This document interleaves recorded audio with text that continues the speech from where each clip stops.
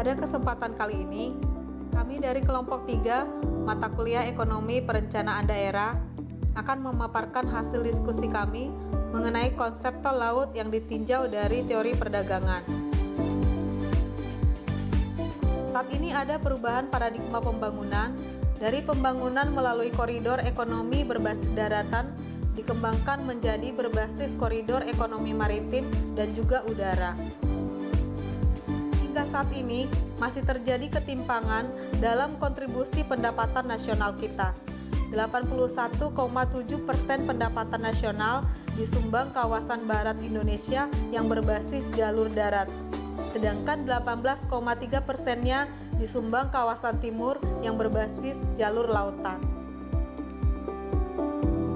Selama ini, biaya kirim barang di beberapa wilayah di Indonesia masih lebih tinggi daripada biaya pengiriman barang ke negara lain yang meskipun jaraknya lebih jauh.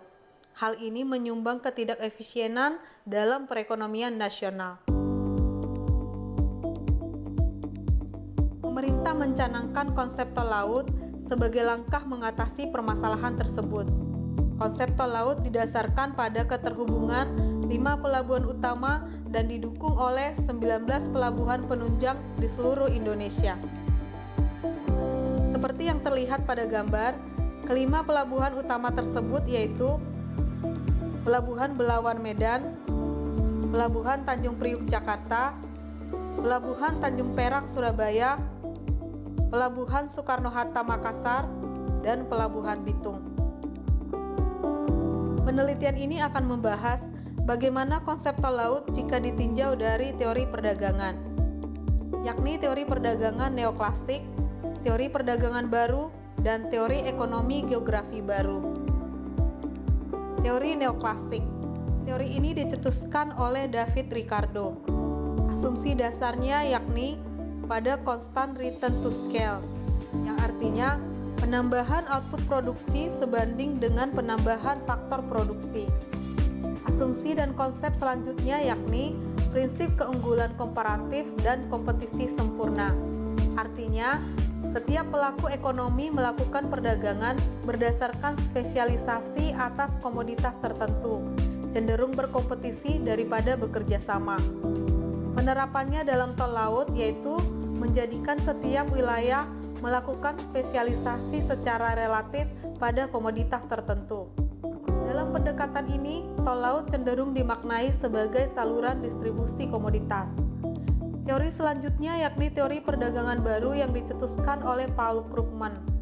Teori perdagangan baru didasarkan pada asumsi persaingan monopolistik, increasing return to scale, dan keunggulan kompetitif.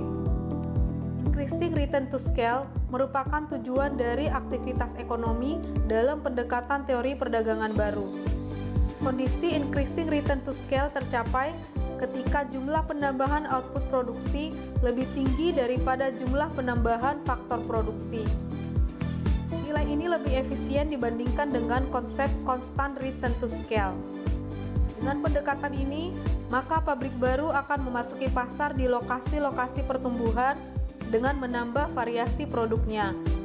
Manfaat aglomerasi menjadi kunci dalam efisiensi yang diperoleh, menjadi daya tarik dan mengundang pelaku usaha maupun orang-orang untuk masuk ke dalamnya. Dalam pendekatan ini, skala ekonomi atau increase return to scale dicapai dengan pengembangan pusat-pusat industri dan ekonomi baru, terutama di 5 wilayah pelabuhan utama, sedangkan tol laut menjadi perluasan dari pasar. Teori perdagangan ketiga yaitu teori ekonomi geografi baru, juga dikemukakan oleh Paul Krugman sebagai penyempurnaan dari teori perdagangan baru. Konsep dari teori ini sama seperti teori perdagangan baru, dengan menambahkan pentingnya aspek spasial dalam menciptakan efisiensi dari biaya transportasi yang rendah. Pendekatan ini berupaya menurunkan efek-efek aglomerasi dari besarnya pasar, biaya transportasi, increasing return perusahaan. Dengan dukungan teknologi, transportasi, dan informasi, pabrik akan memindahkan proses produksinya dengan mudah dan mendorong migrasi tenaga kerja. Krugman juga berpendapat ada kecenderungan pekerja bermigrasi ke wilayah pusat pekerja terbesar yang akhirnya akan menciptakan variasi produk yang sangat beragam. Konsep tol laut melalui pendekatan ini akan membuat munculnya industri di masing-masing wilayah dekat pelabuhan utama dan pelabuhan pendukung. Artinya, muncul pusat-pusat pertumbuhan baru di berbagai wilayah di Indonesia yang didukung jaringan infrastruktur lokal, utamanya jalan, serta non-tradable goods guna memacu aglomerasi dan ekonomi skala.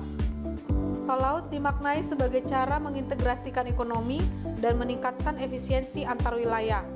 Konsep tol laut dengan pendekatan ini akan cenderung mengenal istilah wilayah dalam dan wilayah luar daripada kawasan barat dan timur. Lalu dari tinjauan ketiga teori yang telah diulas, maka teori yang paling sesuai sebagai pendekatan dalam konsep tol laut yakni teori ekonomi geografi baru.